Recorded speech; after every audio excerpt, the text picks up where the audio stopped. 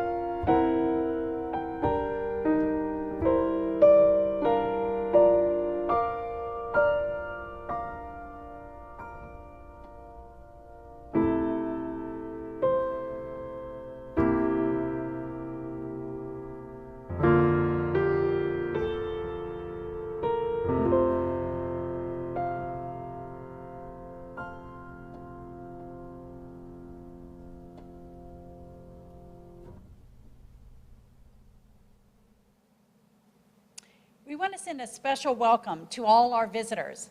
If you haven't checked out our website at www.uucsarasota.com, we invite you to do so. You'll notice a gray banner across the top with a link to a special welcome and more information about our church and our faith. Even though our current campus is closed, there are a lot of things going on. We encourage you to register at our virtual guest book so that you can receive our weekly newsletter and also get the Zoom links for all our programming. The work of our church is ongoing, including staffing and maintaining our church buildings and our church grounds. We ask that you help support our efforts by using the donate button, which is located on our homepage in the bright blue box. Your generosity is greatly appreciated. In a moment, we are going to light our chalice here in the sanctuary. I hope you'll join us by lighting at home either a candle or your own chalice. This would be a perfect time for you to go get it as we listen to our brief musical interlude.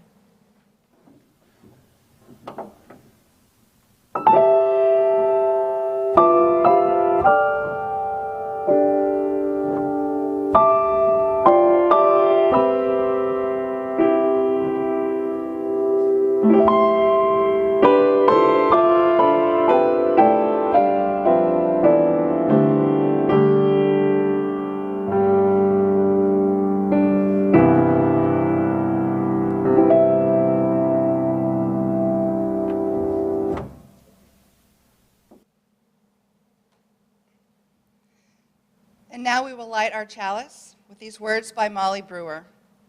My beloved people, I cannot pretend, and so I will not tell you that everything is okay right now, that there is no reason to be angry, that you have to be optimistic or at peace. I cannot pretend these things, and so I will not tell them to you.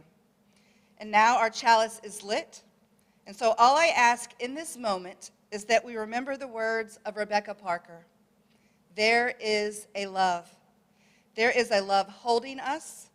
There is a love holding all.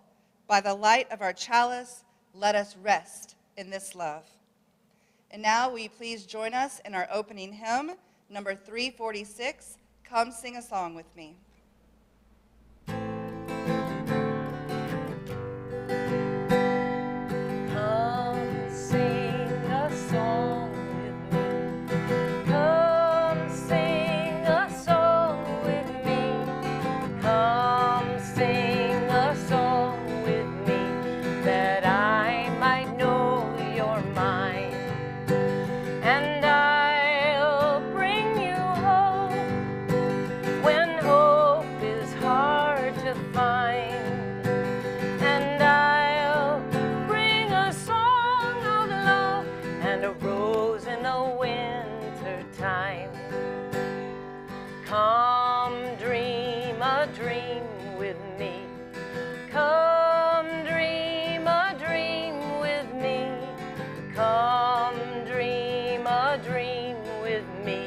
That I might know you're mine, and I'll bring you hope when hope is hard to find, and I'll bring a song of love and a rose in the winter time. Come walk in rain with me, come walk in rain with me, that I might know you're mine, and I'll bring you hope when hope is hard to find, and I'll bring a song of love and a rose in the winter time. Come share a rose with me. Come share a rose with me. Come share a rose with me, that I might know you're mine. And I'll bring you hope when hope is hard to find. And I'll bring a song of love and a rose in the winter time.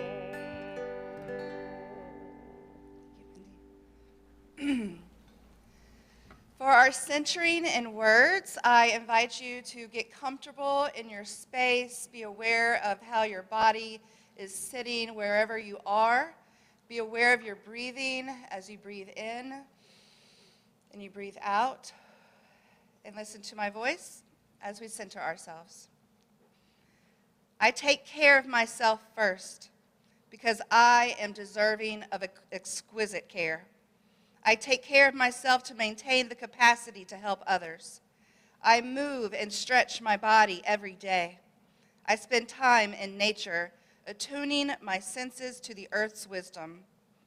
I ration my daily exposure to the news. I identify and access credible sources of information. I protect myself from becoming overwhelmed by information about the pandemic and everything going on in the world. I pace myself.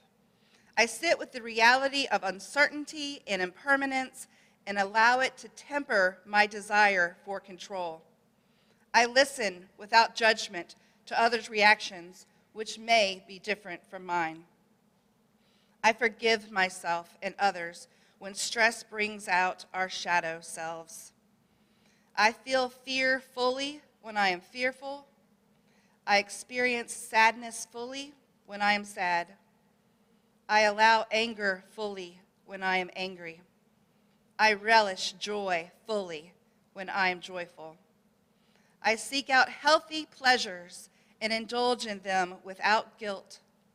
I remind myself that feelings are transient states that move through me. They do not last. They do not define me, nor do my thoughts. I balance my drive for self-improvement with compassionate acceptance of myself as I am right now. I initiate contact with loved ones to let them know I hold them in my heart. I seek out with increased sensitivity those who are most vulnerable. If possible, I share my resources with those who need help to survive. When possible, I move away from people, situations, and experiences that do not serve my highest good.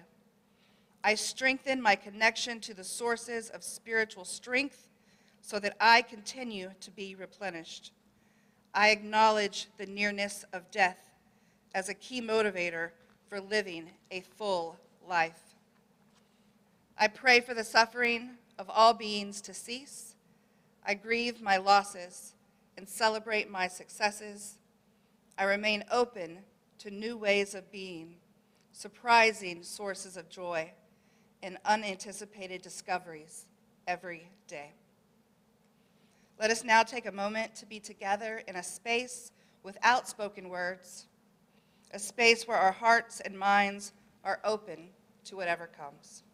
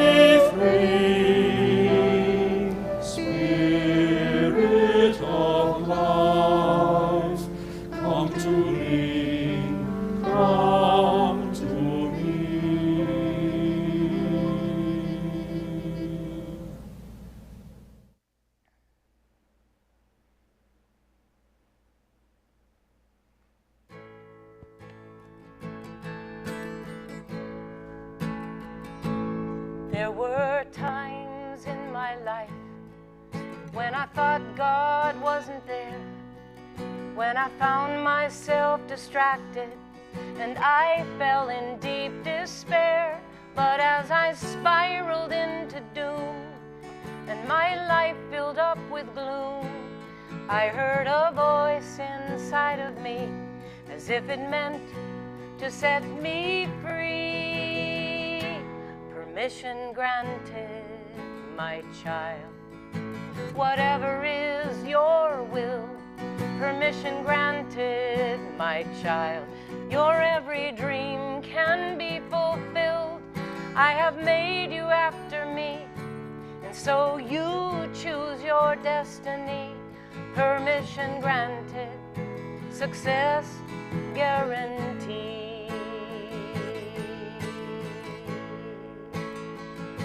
So as I journey through my life with all its struggle, toil, and strife, when my head is spinning round, can't keep my feet down on the ground, and when it feels I can't go on and all my rights turn into wrongs, I stop and listen attentively to that still voice inside of me.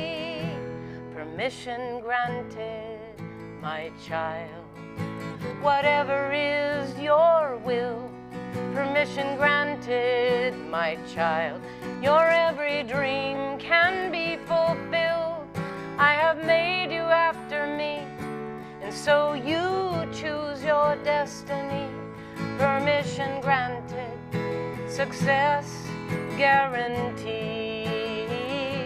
And so I've learned throughout the years that all the smiles and all the tears, all the sad things and the good, happen just the way they should. And as I co-create my life every day and every night with God right here eternally, I find it's all been up to me. Permission granted, my child. Whatever is your will, permission granted, my child. Your every dream can be fulfilled. I have made you after me, so you choose your destiny. Permission granted, success guaranteed. I have made you after me, so go on, choose your destiny. Permission granted, success guaranteed.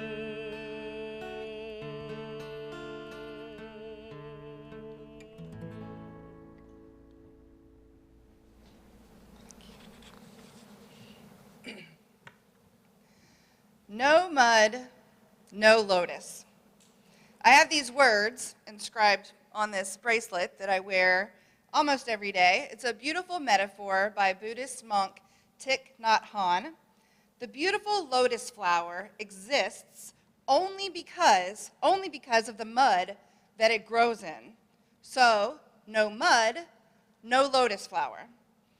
I don't know about you, but I feel like the past 18 months have been pretty much filled with mud. A lot of mud, not too many lotus flowers. I'm reminded of those Tough Mudder events where contestants run through a muddy obstacle course. They are covered in mud, thick, icky, messy, grimy mud in their eyes, their nose, everywhere. And they choose to do this. They choose the mud. And they feel good and accomplished when they cross the finish line. But most of the time, we do not choose to spend our lives trudging through mud. We'd much prefer to be floating and blooming like the beautiful lotus flower, clean, sweet, uncomplicated, and happy. We prefer to feel okay, not depressed or scared or lonely, not aching with loss. We just want to feel okay. But there is nothing okay about a global pandemic and the myriad of stresses we've endured that pulls us deep down into the murky depths of the pond.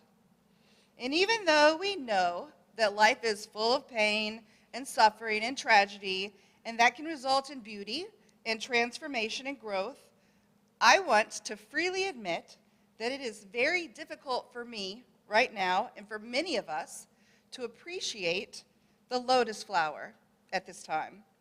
And so I say to you, it is okay to not be okay. Between you and me, I'm not okay. When I sat down to write this sermon, I had a laundry list of losses weighing on my heart and my soul, including the recent death of my mother. And I thought to myself, how ironic is it that I'm about to write a sermon on how it is okay to not be okay, but I don't feel okay enough to write the sermon about how it's okay to not feel okay. I'll let you in on a little secret. Ministers often write the sermons and preach the sermons that they need to hear. So today, I want to give you permission and myself permission to announce that you are not okay. So we often greet each other with, hello, how are you doing? I know when I answer the phone and I call people, I go, hey, how's it going? It's almost just like another hello. It's a little bit redundant. We're not actually expecting people to tell us how they really are. They often will say, I'm fine, even if they're absolutely awful, or I'm okay, or some people will straight up lie and say, I'm great, even though they know dang well that they are not great.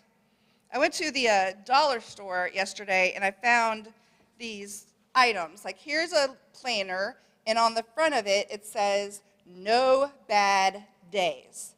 No bad days. That's just impossible. And there's another one that says, good vibes only. Really? Only good vibes? That's all that's going to happen? And this one, I love this one. It's a bag that says, be happy always. Be happy always. That's impossible. That's impossible to be happy always. And I think it's okay for us to acknowledge that we are worried, we are sad, we're lonely, we're scared, we're confused, we're angry, we are overwhelmed, and we are grieving. Every single person in the world right now is grieving some kind of loss, and it hurts. We've lost our jobs, our friends, family, financial security for many of us, freedoms. Some days we are filled with dread and hopelessness. I've gotten into the habit of being completely honest when people ask me, am I okay? I will straight up answer, nope, I am not okay, but that's okay. That's okay. I'm not asking for advice or asking people to fix me when I tell them that I'm not okay. I'm just being authentic and proclaiming that life is hard right now for all of us. This is a communal not okayness. It is healing to acknowledge and to cry out, to lament all the pain that we have endured over the past few months, and we are continuing to endure. Lament. It's such a great word. It's such a great practice. To lament is to essentially give voice to the pain that we are carrying inside of us.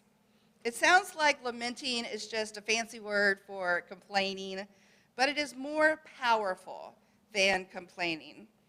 It is a pouring out of our struggles to the universe, to God, that is known by many names, to that which is greater than ourselves.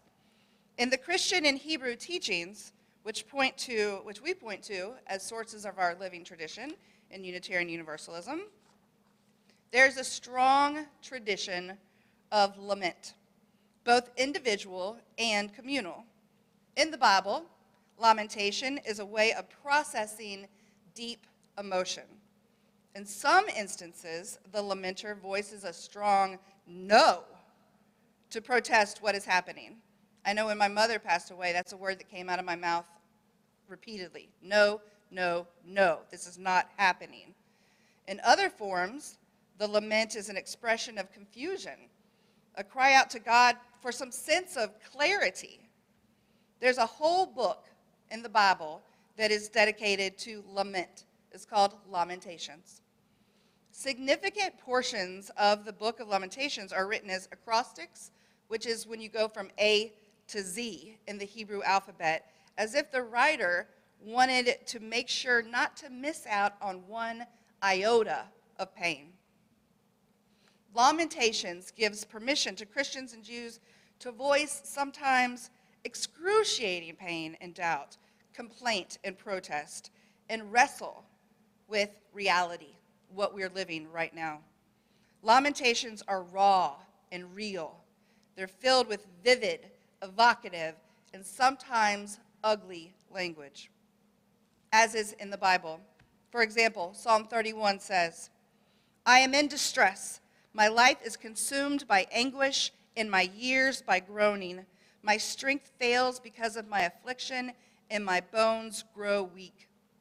I am forgotten as though I were dead. I have become like broken pottery."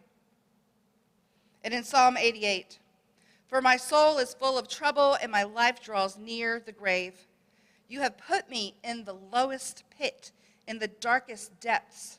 Your wrath lies heavily upon me. You have overwhelmed me with your waves." Lamentations, by their very presence in the scriptures, admit there are dark nights of the soul in every life. There are troubled times, times of despair and anguish. And so I say to you, it's okay to not be okay. Our Unitarian Universalist faith encourages truth-telling. And sometimes the truth is that things are really, really hard. So I wonder, what feels true to you about what is hardest right now during this time? What feels true to you? What are you aching for? What are you most confused about? What are you doubting? We have our own personal struggles, but we're not blind to the struggles of our neighbors. Pastor Rohadi Nagasar says, "Lament ties my suffering with those around me. I'm not okay, and I can see we are not okay as well." When we can say this out loud, it's a moment of solidarity. We link our cries with each other over all that is not right in the world.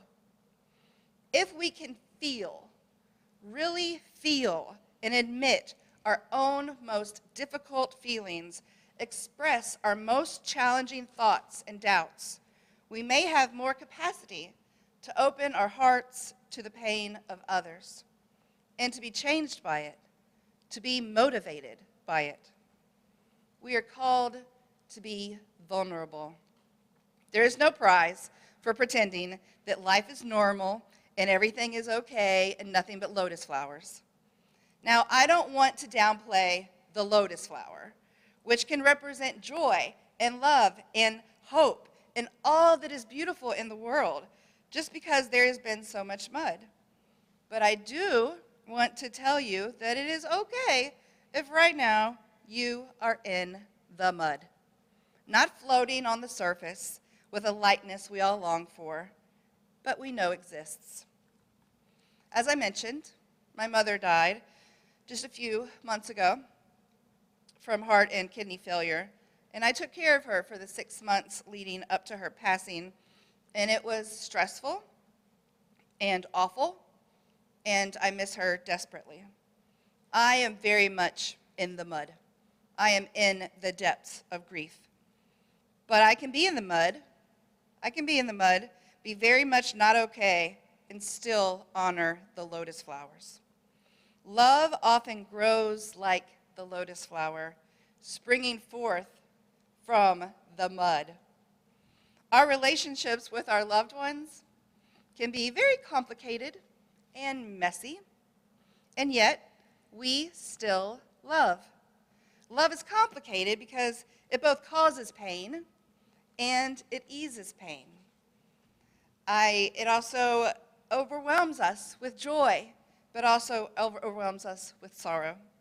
We grieve because we love. We fear because we love. And we hope because we love. We are okay and not okay because we love. I want to mention that it's okay to be okay when you're not okay, if that makes sense. I don't know if you followed me on that one, but it's okay to be okay if you're not okay. And I say this because things are pretty much a dumpster fire lately, but we still have moments of laughter and joy. I still find moments where I go to the beach and hang out with my friends and play with my boys, and there's still laughter and joy, even though there is sadness, and I'm angry, and we're in pain, we're scared. Life is a series of moments. Embedded in the ache of the grief and the loss and the complete chaos of existence are moments of happiness. Sometimes fleeting, but they exist.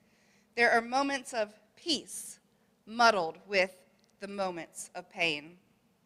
We all need moments to rest and to feel held. I love this poem by Pat Schneider. Is there an angel in the house? If there is, come to me. Roost if you roost on my shoulder. Put the cool palms of your hands lightly on my eyes. Wrap my nakedness in wings. And if you aren't too tired or otherwise occupied, and if it isn't too tacky a request, please rock me. I am bruised.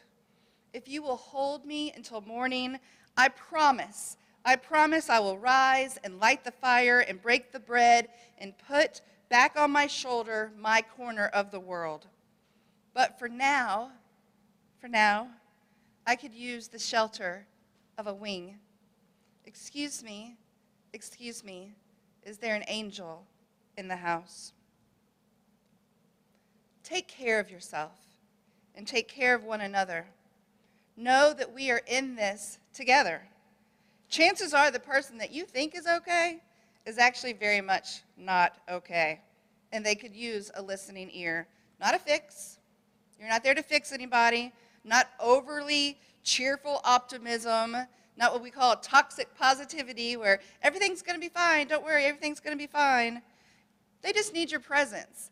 That is what's gotten me through the past few months, is having a good friend who is just present for me in my sadness. And let's normalize saying, no, I'm not okay, but that's okay. Thanks for asking. Lament.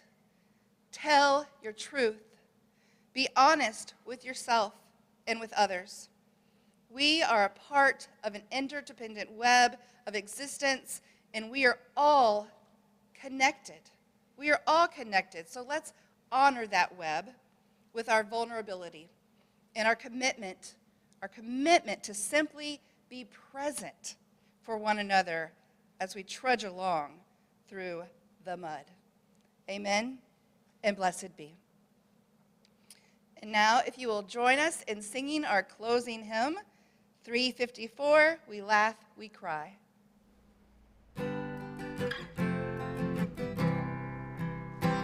We laugh, we cry, we live, we die, we dance, we sing our song.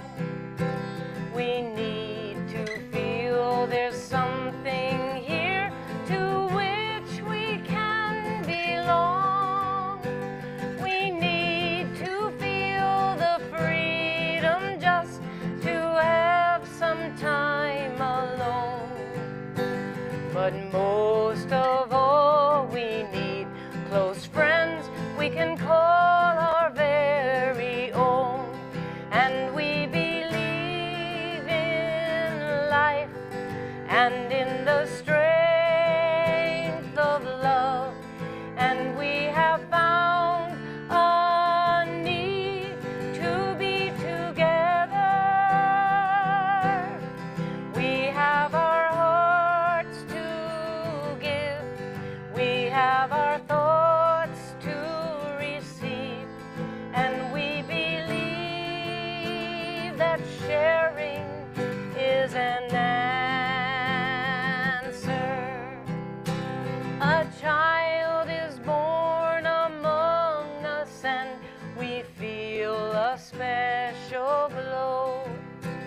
We see time's endless journey as we watch the baby grow. We thrill to hear imagination freely running wild. We dedicate our minds and hearts to the spirit of this child, and we believe in life and in the strength of love, and we have found a time to be together,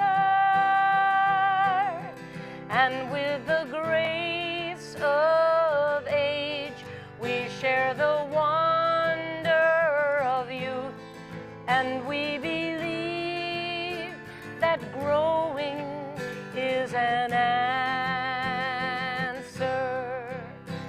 Our lives are full of wonder, and our time is very brief.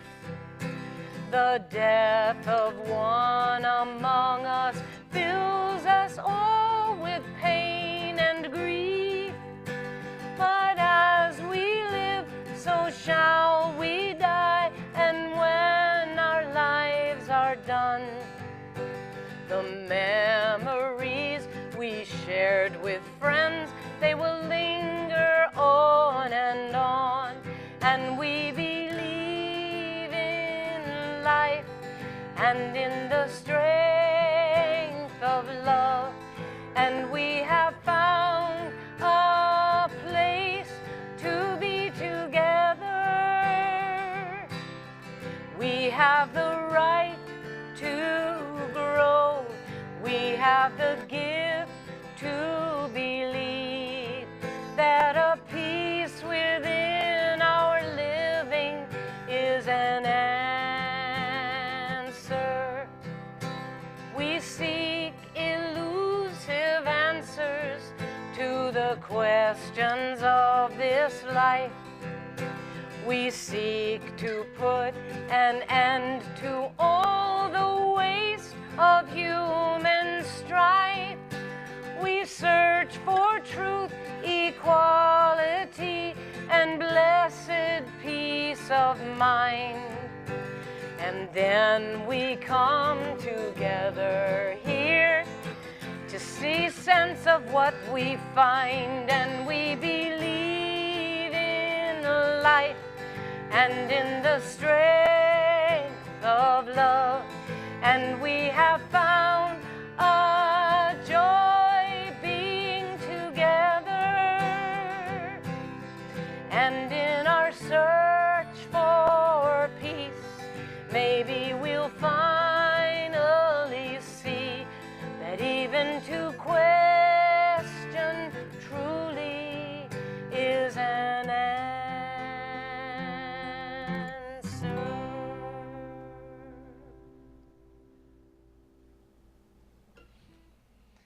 Our closing words are Between the Dawn and Dusk by Carl G. Seberg. Between the dawn and the dusk of our being, let us be brave and loving. In our little passage through the light, let us sustain and forward the human venture, in gentleness, in service, and in thought.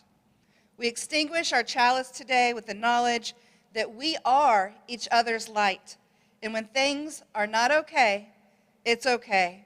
We have each other. Amen, and blessed be.